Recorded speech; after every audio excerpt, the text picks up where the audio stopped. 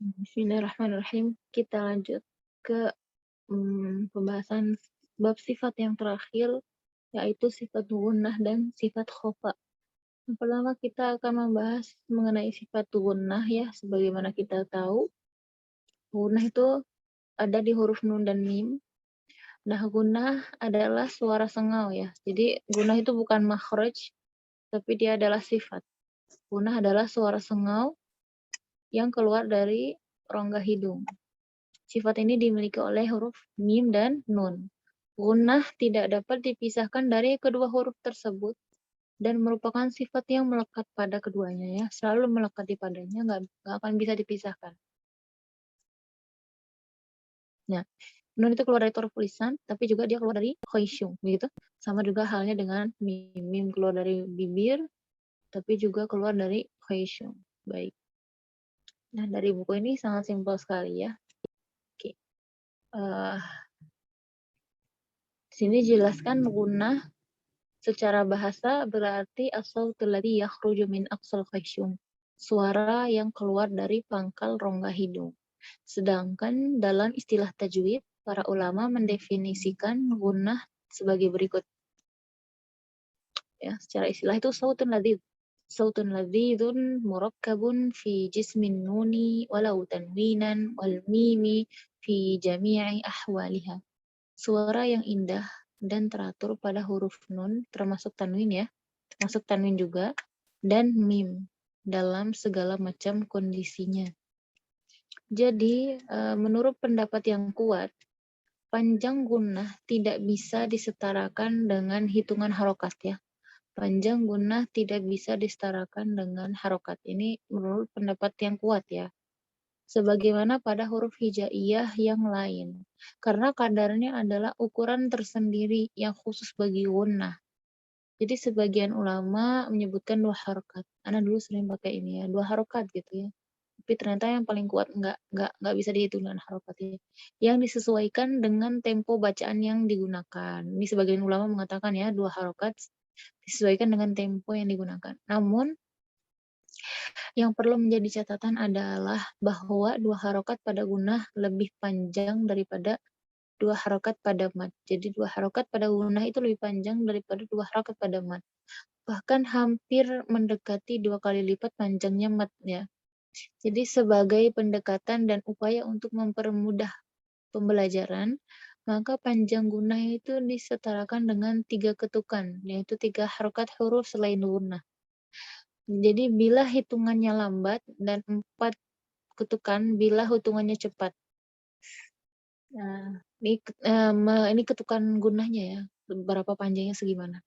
Adapun untuk mendapatkan kesempurnaan pengucapan dan kadarnya, maka hanya akan diraih melalui talaqi kepada para mukri dan yang mutqin ya. Itulah pentingnya bertalaqi ya, kayak kalian kita adakan makroah itu kalian ikuti. Nanti kalian dapat faidah, nanti gurunya negur, "Ini gunnahnya kurang lama, ditahan lagi ya." Di situ kalian punya feeling, dapat feeling segimana gunnah itu ditahan.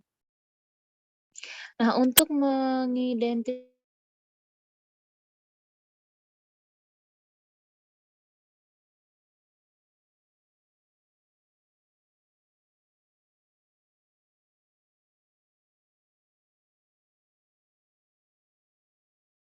kepala. An, n, pasti akan merasakan getaran di kepala. Coba pegang kepala kalian, sebutkan yang seperti yang contohkan lagi. Cobalah untuk menyentuh kepala Anda, maka getaran tersebut akan terasa. Ini menurut Syekh Ashraf Al-Ja'fari. Di antara keajaiban Al-Quran adalah bahwasanya berdasarkan penelitian ilmiah, getaran yang terjadi di kepala pada saat mengucapkan gunnah memberikan dampak positif bagi kesehatan loh. Masya Allah kan? Di antaranya apa? Di antaranya adalah menguatkan ingatan dan mencegah dari pikun. Tapi bukan berarti kita ngomongnya selalu sengau ya. Nggak bagus juga. Nah, gunnah itu memiliki beberapa tingkatan. Memiliki beberapa tingkatan. Nah, di sini ada catatan. Jadi gunnah itu sifat dan makhrajnya itu langsung bersamaan disebutnya. Terus tebal tipisnya gunnah itu mengikuti makhraj setelahnya ya, begitu. Lah, tingkatan gunnah ini ada 4. Bentar. Astagfirullahaladzim, pencet ya. Tingkatan gunnah ini ada 4. Yang pertama gunnah akmal, kamil, naqis ya. Akmal ma takun ya. Tingkatan pertama akmal ma takun, tingkatan kedua gunnah kamilah, yang kedua gunnah naqisah, yang keempat anqas ma takun, gunnah anqas ma takun. Nah, tingkatan pertama akmal ma takun ini berada di nun dan mim yang bertasydid atau idgham ya, yang idgham. Nah, gunnah mim nun bertasydid dan idgham itu masuknya ke tingkatan pertama. Ya, sangat jelas. Jadi akmal ma takun. Terus kalau gunnah kamilah itu berada pada keadaan iqlab sama ikhfa syafawi. Iqlab dan ikhfa syafawi itu disebut gunnah kamilah tingkatan kedua. Nah, kalau misalnya yang ketiga, gunnah naqisah itu berada pada nun dan mim sukun atau yang idhar dan izhar ya, mim dan nun yang sukun dan yang idhar. Nah, itu tingkatan yang ketiga yaitu gunnah naqisah. Adapun tingkatan keempat yaitu gunnah anqas ma takun. Anqas ma takun yaitu pada keadaan mim dan nun yang berharokat, oke? Ya, dicatat ya dan dihafalkan di tingkatan ini. Baik, sebentar. Jadi menurut Syekh Aiman Suwaid, kadar gunnah akmal ya, yang akmal matakun itu lebih panjang sedikit dibandingkan dengan gunnah kamilah. Ya.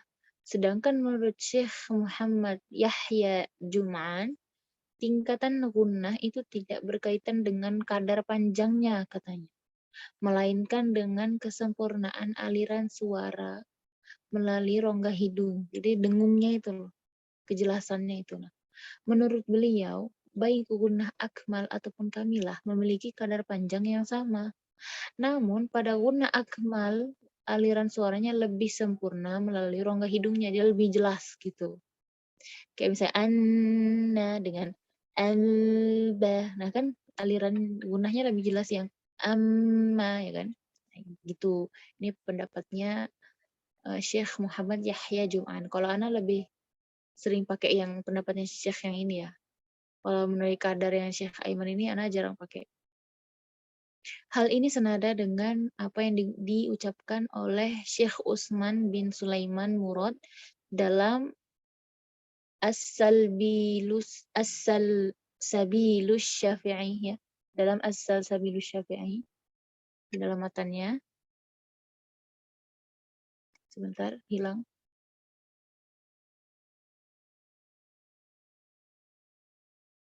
Yeah. Sabilus Syafi'i. Sini dalam matanya disebutkan وغنة صوت لذيذ ركبا في النون والميم على مراتبا مشددان ثم مدغمان ومخفيان ثم مظهران كاملة لدى الثلاثة الأول ناقصة في الرابع الذي فضل. Jadi maknanya adalah dan yang dimaksud dengan gunnah adalah suara indah yang khusus terdapat pada nun dan mim dengan beberapa tingkatan sebagai berikut. Tingkatan pertama adalah saat nun dan mim bertasydid. Tingkatan kedua adalah saat nun dan mim sukun yang diidghamkan dengan gunnah. Tingkatan ketiga adalah saat nun dan mim sukun dihukumi ikhfa, dan tingkatan keempat saat nun dan mim sukun dibaca izhar. Gunnah pada tiga tingkatan pertama yang telah disebutkan tadi disebut dengan gunnah kamilah. Maksudnya gunnah kamilah dibaca dengan sempurna, memanjangkan gunnahnya dan mengeluarkan suaranya dari rongga hidung. Adapun pada tingkatan yang keempat, maka gunnahnya gunnah berada pada tingkatan gunnah naqisah gitu. Di mana gunnah tidak dibaca memanjang sebagaimana yang terjadi pada gunnah kamilah. Terus dalam syair tersebut, Syekh Utsman Murad membagi gunnah menjadi dua saja loh. Nah, ini Syekh Utsman Murad itu cuma bagi dua gunnah itu cuma dalam dua tingkatan doang. Kalau tadi kan empat tingkatan. Kalau ini beliau ke dua tingkatannya itu gunnah kamilah sama naqisah aja. Kalau gunnah kamilah yakni yang terjadi pada nun dan mim bertasydid, terus pada idgham bil gunnah dan pada saat ikhfa serta iqlab ya. Terus kalau tingkatan kedua itu ada gunnah naqisah, yaitu gunnah yang terjadi pada saat nun dan mim dibaca idhar. Beliau tidak melanjutkan dengan gunnah anqas, yaitu gunnah yang terjadi pada nun dan mim berharokat. Nggak disebutin ini karena memang gunnahnya hanya sekilas saja. Kalau berharokat itu kan cuma na, ma, sekilas doang, lewat doang ya. Dan prinsip huruf hijaiyah yang hidup mesti dikeluarkan sempurna melalui jauh. Maksud yang hidup ini adalah yang berharokat ya. Kan prinsipnya memang huruf yang berharokat itu nggak boleh dari hidung. Nggak gitu. Tapi harus keluar dengan sempurna dengan jauh. Makanya beliau, Syekh Utsman Murad ini cuma nyebutin dua tingkatan aja. Ini contoh latihannya. Baik, kita sekarang masuk ke terakhir ya. Ini yang paling terakhir. Insya Allah kalian akan bertemu dengan tugas-tugas mengenai bab sifat-sifat yang kemarin. Nah, yang pertama itu ada sifat khofa ini yang terakhir ya. Sifat yang terakhir ini sifat khofa. Jadi sifat khofa ini secara bahasa artinya terhalang atau tersembunyi ya, istitar di sini dituliskannya. Mana nih? Ya, di sini dituliskan al-khofa'u secara bahasa al-istitar. Artinya itu tadi terhalang atau tertutup. Nah, sedangkan secara istilah artinya tersembunyinya suara huruf saat diucapkan. Tersembunyinya apa yang tersembunyi? Suara huruf saat diucapkan. Di sini bahasa Arabnya disebutin khofa'us sauti harfi 'inda nutq bihi. Ya, suaranya tersembunyi. Suara hurufnya tersembunyi saat diucapkan. Begitu ya, sama ya. Huruf-huruf yang memiliki sifat khofa itu adalah huruf H yang besar ya, sama huruf-huruf mad ya. Huruf-huruf mad dan huruf-huruf lin. Huruf mad dan huruf lin. Huruf H, huruf mad dan huruf-huruf lin. Terkumpul dalam kalimat hawa, hawi gitu ya. Hawi. Nah, sifat khofa merupakan sifat alamiah, sifat yang tabi'iyah, yang alami, yang terdapat pada huruf H, huruf mad, dan huruf lin. Nah, bila sifat ini terus berada pada huruf yang bersangkutan saat diucapkan, ya kalau misalnya terus ada bergantung pada huruf ini, maka suara huruf akan menjadi sangat samar ya, menjadi samar dan tidak jelas. Nah, untuk itu, untuk membuat agar huruf-huruf tersebut jelas diucapkan biar nggak terlalu samar ya, kayak sebagian akhwat ini agak susah nyebut H kayak ha, ha, ha, susah banget. Karena sifat khofa'nya terlalu banyak. Nah, ini ada caranya, ya. Ada caranya gimana kita ngucapinnya agar tetap jelas. Maka sifat khofa dalam huruf tersebut mesti dihilangkan. Jadi harus dihilangkan. Nah, ada caranya. Cara menghilangkan sifat khofa pada huruf mad dan lin adalah dengan memanjangkan huruf tersebut lebih dari 2 harokat dalam kondisi tertentu. Ya. Jadi kalau misalnya ada pertanyaan, bagaimana cara menghilangkan sifat khofa dari huruf mad dan lin dengan cara apa? Memanjangkan huruf tersebut lebih dari 2 harokat dalam kondisi tertentu. Sedangkan cara menghilangkan sifat khofa dari huruf H adalah dengan cara apa? Menguatkan pengucapan huruf H tersebut. Dikuatin. Kalau misalnya kita ha, ha, ha, susah nyebut huruf H, dijelaskan lagi. Ha, ha. Terus juga misalnya kayak dalam kata imanukum, misalnya imanukum, imanukum, kurang jelas nimatnya. Imanukum, kita hilangkan sifat khafa. Imanukum dipanjangin. Imanukum salah. Imanukum dipanjangkan. Seperti itu. Nah, ini juga contohnya. Nih contohnya nih ya. Sedangkan huruf H dikuatkan lah. Sebagai berikut nih contohnya. Cara menguatkan pengucapan huruf H sebagai berikut. Ya, yang pertama pada huruf sakinah. Huruf H yang lagi sukun ya. Jadi caranya dikuatkan huruf H-nya dengan cara menyempitkan makhrajnya. Makhrajnya disempitkan dan menyempurnakan hamas dan rokhawahnya. Ah, disempitkan dan disempurnakan hamas dan rokhawahnya. Terus cara yang kedua adalah pada huruf H yang berharokat. Pada huruf H yang berharokat caranya apa? Cara menguatkannya adalah dengan tidak mengucapkannya dengan tergesa-gesa. Jadi jangan cepet-cepet kayak apa misalnya halaka anni sultani, haknya nggak kedengeran. Halaka anni, harusnya halaka an, jangan cepat-cepat. Halaka an, jelaskan dulu. Halaka anni sultaniyah, kayak misalnya huwaladzi, baca huwaladzi, hilang nggak kedengeran. Jelaskan huwaladzi, seperti itu. Terus juga pada hak dhamir.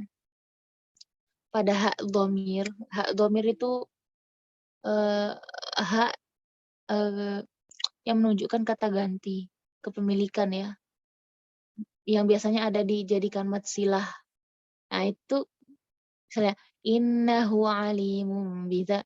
Kalau misalnya nggak dikasih mat, nah caranya tuh dikasih mat silah saat wasol, saat bersambung. Kalau misalnya kita nggak kasih mat, nggak akan kedengeran haknya. Misalnya innahu alimun, susah. Innahu alim.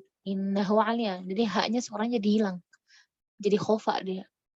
Jadi dengan cara apa? Dipanjangkan, makanya terjadilah sifat mat silah ini biar kedengaran huruf H-nya. Tapi ini ketika bersambung aja, ketika wasol. Jadi innahu ali, kedengaran kan? Innahu alim. Coba kalau misalnya nggak dikasih mat, innahu ali, nggak kedengaran. Jadinya terlalu samar, seperti itu. Dan contoh-contoh latihan nih. Wahaja talaha famahili tahira liyutahhira fihim liyahlika yahdi fafahamnaha, seperti itu ya, dan seterusnya.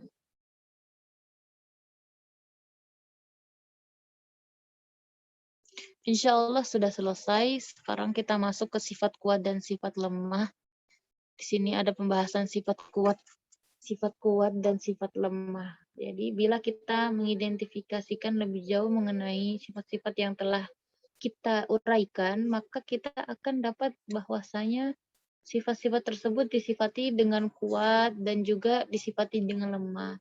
Perhatikan tabel berikut ini ya. Sifat-sifat yang kuat ada 11, sifat lemah ada 6, sifat yang tengah-tengah ya ada 3. Jadi nggak kuat, nggak lemah. Nah, udah jelasin. Sifat yang kuat ada 11 apa aja? Jahar, syiddah, isti'ala, itbaq, sofir, kolkola, inhiraf, takrir, tafashi, isti'ala, sama gunnah. Sifat yang lemah, hamas, rokhawa, istifal, infitah, lin, sama khofa. Sifat yang tengah-tengah, tawasud, idlaq, sama ismat. Kita kembali ke bukunya Syekh Khohroniyah. Di sini murojaah ya. Di sini murojaah sifat-sifat huruf semua. Mengenai tabel-tabelnya. Kalian nanti harus bikin tabel ya. Tabel mengenai sifat-sifat huruf ya. Misalnya huruf sin itu hamas, rokhawa, istifal, infitah, sofir. Harus tahu. Saya ada pertanyaan, sebutkan sifat-sifat huruf to, sebutin. Jahar, syiddah, isti'ala, itba, kolkolah. Sifat paling banyak, sifat huruf apa? Sifat yang paling banyak. Sifat huruf ro, murojaah lagi. Huruf ro itu sifatnya ada 7. Dia sendiri yang sifatnya ada 7. Yang lain nggak ada yang sampai 7 ya. Cuma ada di huruf ro. Oke.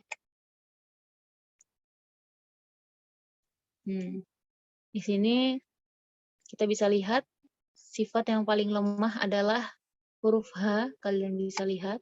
Paling lemah adalah sifat huruf H. Nah, ini kalian harus hafal ini. Nah, hamzah keluar dari mana, sifatnya apa, hurufnya kuat atau tidak. Itu ditanyain sama anak, sifat huruf H ini kuat atau lemah, kayak gitu ya. Nanti akan ditanyain. Terus, sifat paling kuat itu adalah huruf to. Pokoknya huruf to itu adalah sifat paling kuatnya. Mana kita lihat nih. Nah, ya, paling kuat. Nah, sifat huruf to ini paling kuat. Jadi, kalau ditanyain, sebutkan sifat huruf paling lemah dan sifat bukan, apakah huruf yang paling lemah sifatnya itu huruf H. Kalau yang paling kuat huruf to, seperti itu ya.